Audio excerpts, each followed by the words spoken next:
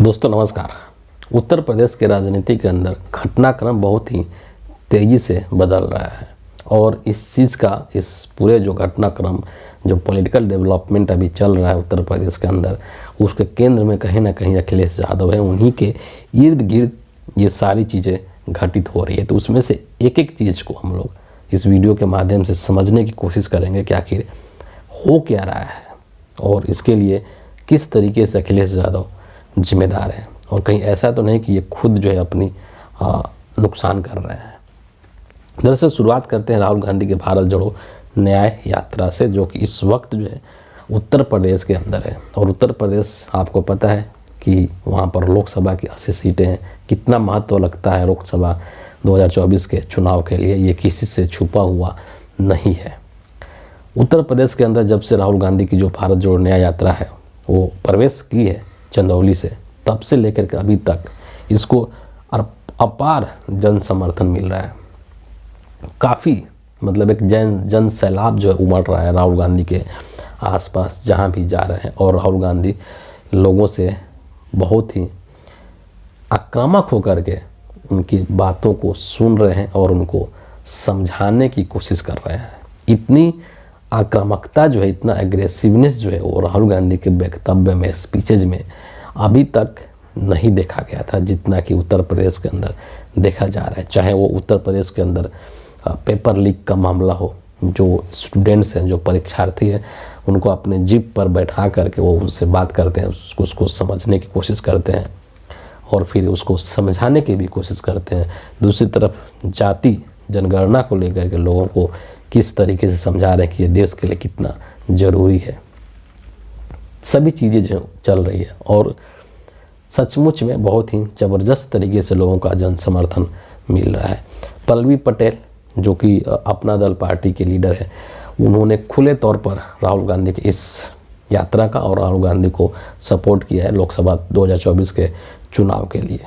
लेकिन यहाँ पर कहानी के अंदर ट्विस्ट आ गया है मिस्टर अखिलेश यादव को लेकर के। शुरुआत में बाकायदे अपना जो इनके पार्टी का जो लेटर हेड होता है उसके ऊपर इन्होंने ये घोषणा किया था सोशल मीडिया पर, इन्होंने शेयर करके कि मैं जो है रायबरेली से इस यात्रा में शामिल होऊंगा। इनको जो है मल्लिकार्जुन खड़गे की तरफ से यात्रा में शामिल होने का इनविटेशन गया था, निमंत्रण गया था और इन्होंने ये एक्सेप्ट कर लिया था कि मैं यात्रा में शामिल होने जा रहा हूँ। लेकिन फिर से अचानक से इन्होंने यू टर्न मार दिया है ना। और यू टर्न मारने का क्या वजह है कि भैया सीट शेयरिंग जब तक से नहीं होगी मैं यात्रा में नहीं शामिल होऊंगा। सीट शेयरिंग पर जब तक से मुहर नहीं लग जाती है, जबकि पहले इन्होंने खुद ही कहा था कि सीट शेयरिंग जो है वो पक्की हो चुकी है। जब बिहार में नीतीश कुमार वाला प्रकरण चल रहा था उसी समय बोला था कि नहीं सीट शेयरिंग हो चुका है, सब कुछ ओके है, डन है।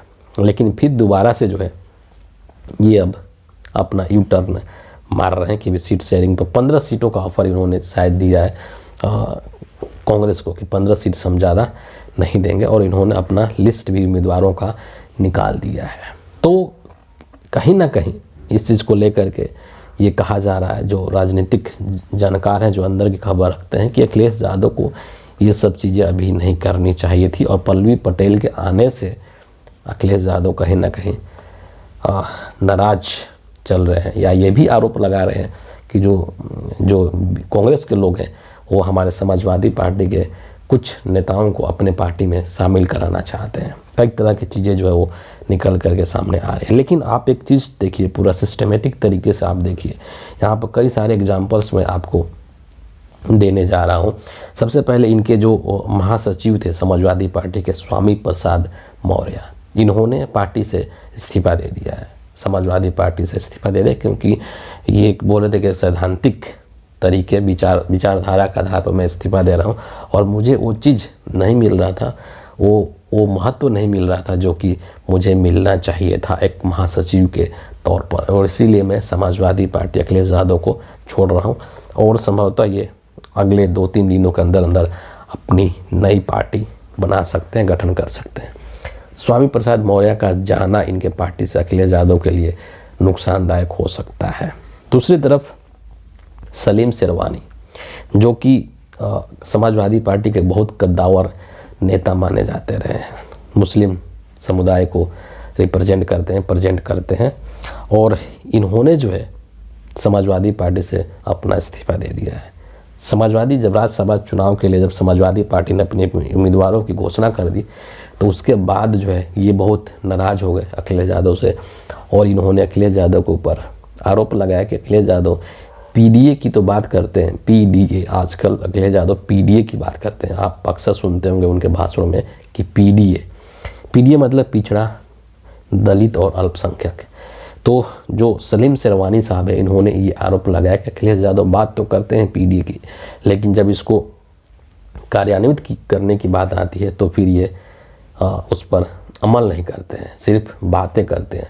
और उत्तर प्रदेश के अंदर मुसलमानों पर जिस तरीके से अत्याचार किए जाते हैं, उनके साथ जिस तरीके का अन्याय किया जाता है, उसको लेकर के समाजवादी पार्टी और अखिलेश यादव मुखर नहीं है ना, उस पर वो कहीं ना कहीं चुप्पी साध लेते हैं। तो इसीलिए मैं अब इस पार्टी के साथ आगे नहीं बना रह सकता हूँ और इस पार्टी से इन्होंने इस्तीफा दे दिया। ठीक है, इन दो बड़े नेताओं का जाना समाजवादी पार्टी से कहीं ना कहीं अखिलेश यादव को नुकसान दे सकता है, इसमें कोई संदेह नहीं है, क्योंकि ये दोनों ही बड़े जाने माने नेता माने जाते हैं उत्तर प्रदेश की राजनीति के अंदर। इस चीज़ से कोई इनकार नहीं कर सकता है। इसके बाद एक दो और घटनाओं का हम जिक्र करेंगे। जयंत चौधरी का।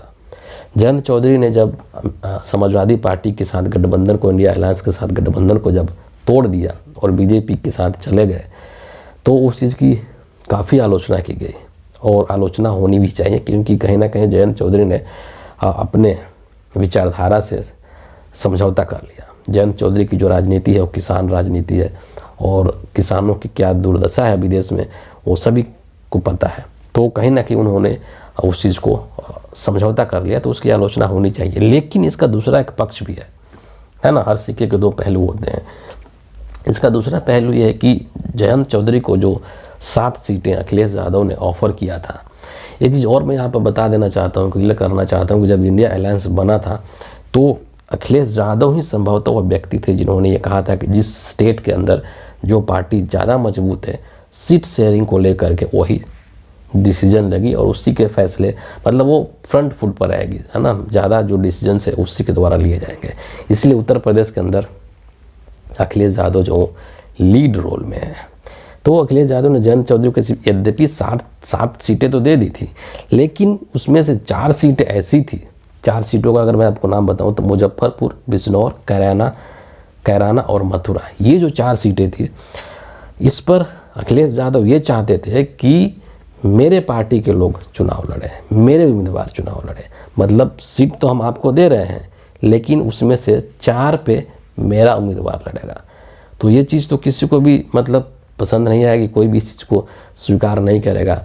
और जयंत चौधरी के भागने का ये भी एक कारण है, प्रबल कारण है ना। भारत रत्न अवार्ड तो ठीक है, एक कारण हो सकता है, लेकिन एक ये भी प्रमुख कारण है कि आप 7 सीट दिए, उसमें से भी आप 4 हड़पना चाहते हैं। अगला एग्जाम्पल आप मायावती जी को ले सकते हैं। मायावती जी ने कई मौक़ों पर ये कहा है, खुले तौर पे कहा है, ओपनली कहा है, ये भी नहीं कि इनडायरेक्ट कहा है, बल्कि सीधे तौर पे कहा है कि समाजवादी पार्टी के मुखिया अखिलेश यादव जब किसी भी गठबंधन से बात करते हैं तो पहली शर्त ये रखते हैं कि उस गठबंधन के अंदर मायावती की पार्टी नहीं होना चाहिए, उस गठबंधन के अंदर बसपा नहीं होना चाहिए। और संभवतः इसीलिए मायावती जी जो है इस गठबंधन का हिस्सा नहीं बन पाई। तो आखिर एक चीज़ ज़रूर ये सवाल आता है दिमाग के अंदर कि क्यों अखिलेश यादव क्यों ये सब कर रहे हैं कि सभी को, मतलब किसी को तवज्जो नहीं देना, है ना, न कांग्रेस पार्टी को तवज्जो देना, नहीं जयंत चौधरी को, ना मायावती जी को, बहुजन समाज पार्टी को, और इसके साथ ही साथ जो इनके अपने नेता हैं, है ना, स्वामी प्रसाद मौर्य हैं, सलीम शेरवानी हैं, इनको भी ये नहीं रोक पाए, इनको भी ये नहीं मना पाए। तो कहीं ना कहीं ऐसा लगता है कि मतलब कभी कभी ऐसा लगता है कि ये खुद को कहीं ऐसा तो नहीं कि अति आत्मविश्वास के शिकार हो गए हैं कि मैं जो है अकेले ही सब कुछ कर लूँगा, सारी सीटें मेरे पास ही रहनी चाहिए, किसी को नहीं दूँ, कम से कम सीटें दूँ और मैक्सिमम सीट अपने पास रखूँ। तो ये चीज़ गलत है, ये चीज़ नहीं होना चाहिए। जब आप एक बड़े लक्ष्य के लिए काम कर रहे हैं। जैसे कि पूरे देश में लोग क्या कहते हैं कि कांग्रेस एक बहुत बड़ी पार्टी है, विपक्ष की सबसे बड़ी पार्टी है, तो कांग्रेस को बड़े भाई की भूमिका में आना चाहिए और कॉम्प्रोमाइज़ करना चाहिए। तो उसी तर्ज पे जो चीज़ आप जो अपेक्षा कांग्रेस से कर रहे हैं वही चीज़ आपको अपने स्टेट के अंदर करना चाहिए, हर पार्टी को करना चाहिए, है ना। ये उत्तर प्रदेश के अंदर अगर अखिलेश यादव की पार्टी सबसे बड़ी है और सबसे बड़े वो नेता हैं, तो उनको भी ये चीज़ करना चाहिए, उनको भी बड़ा दिल दिखाना चाहिए, क्योंकि आप एक बड़े लक्ष्य की पीछा करने जा रहे हैं। तो वो चीज़ तो आप नहीं दिखा रहे हैं, तो फिर कैसे आप बीजेपी जैसी एक बड़ी पार्टी को, जिसके पास तमाम संसाधन है, जिसके इशारे पर पूरा सिस्टम चलता है, उसके साथ आप कैसे लड़ेंगे, उसको कैसे आप टक्कर देंगे, ये बहुत एक बड़ा सवाल है। दूसरी तरफ इंडिया अलायंस को लेकर के भी कि 15 सीट जब ये बोल रहे हैं, 15 सीट अगर ये नहीं मानते हैं 15 सीट के ऊपर, तो हम इंडिया अलायंस से बाहर हो सकते हैं। तो ये चीज़ तो गलत है कहीं ना कहीं कि आप जो है कुछ सीटों को लेकर के और एक इतने बड़े अलायंस को इस तरीके से आप अल्टीमेटम दे रहे हैं एक तरीके से, है ना। और जब पत्रकारों ने इनसे ये भी पूछा कि आप भारत जोड़ो न्याय यात्रा में शामिल होंगे कि नहीं होंगे, तो इन्होंने सीधे तौर पे कह दिया कि अगर भैया सीटों का बंटवारा पर अगर बात बन जाता है तो शामिल होंगे, नहीं बनता है तो नहीं होंगे। मतलब क्या है कि हम जो है वो दूरी बना लेंगे कांग्रेस से, इंडिया अलायंस से। तो ये जो रणनीति है, इस रणनीति से जाहिर सी बात है कि इंडिया अलायंस को भी नुकसान होगा, क्योंकि बीजेपी तो यही चाहती है, नरेंद्र मोदी और अमित शाह तो यही चाहते हैं कि इनके अंदर, विपक्ष के अंदर जितना बिखराव होगा, जितना टूटेंगे, जितना अलग अलग होकर के चुनाव लड़ेंगे, हमको उतना ही फ़ायदा होगा, है ना। तो ये चीज़ उनके ट्रैप में फंसने का काम कहीं ना कहीं अखिलेश यादव कर रहे हैं, और इससे इंडिया अलायंस को नुकसान होगा, साथ ही साथ इनके पार्टी को भी नुकसान होगा, है ना। क्योंकि ये नहीं चाहते हैं कि जैसे इंडिया अलायंस में कोई और आए, मायावती जी आए, पल्लवी पटेल आए। अरे भाई आ जाएंगे तो क्या हो जाएगा आपको। इनके दिमाग में ये चल रहा है कि भैया इनके आ जाने से हमारे हिस्से की सीट भी जो है उनके पास चली जाएगी, सीटों का और बंटवारा करना पड़ेगा और पार्टनर्स हो जाएंगे। तो एक जब बड़े उद्देश्य के लिए आप काम कर रहे हैं तो ऐसे छोटे छोटे चीज़ों को आपको साइडलाइन करना पड़ता है, और वो उस चीज़ का वो जो एक जो राजनीतिक परिपक्वता होती है, कहीं ना कहीं वहाँ उस चीज़ को लेकर के अखिलेश यादव यहाँ पर लैग कर रहे हैं। दूसरी तरफ आप बिहार में देखिए तेजस्वी यादव को कि नीतीश कुमार के जाने के बावजूद भी किस तरीके से वो राहुल गांधी के साथ, इंडिया अलायंस के साथ एकदम मजबूती के साथ खड़े हैं। वो चीज़ अखिलेश यादव के अंदर दिखाई नहीं दे रही है फिलहाल, जो कि कहीं ना कहीं इनकी चूक है, बहुत बड़ी चूक है, और इसका खामियाजा इनको भुगतना पड़ेगा। लेकिन शायद अभी इनको ये चीज़ दिखाई नहीं दे रही है। फिलहाल इस वीडियो के लिए इतना ही है। आप सभी का बहुत बहुत धन्यवाद।